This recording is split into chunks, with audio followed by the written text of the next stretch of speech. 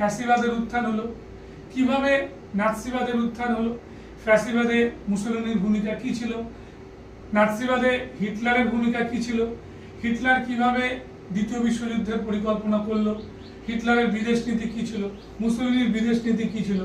এটা করে আমরা সোজা চলে যাচ্ছি সেকেন্ড ওয়ার্ল্ড ওয়ারের দিকে।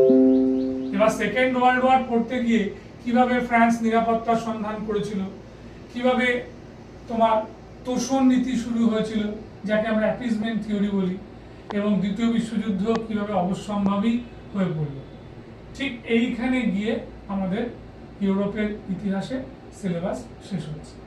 ঠিক, তা আমার মতে যারা মাস্টার ডিগ্রি করে তোমরা বিএড করে নিয়েছো তারা 9, 10, 11, 12 উভয় পরীক্ষার জন্য বসবে। এবং এটাও আমি বলবো তোমাদের এক পাশে যারা অনার্স করেছো এবং অবশ্যই বিএড করেছো তারা কিন্তু 9, 10 ক্লাসকে 9, 10 পরীক্ষার আগে টার্গেট করো।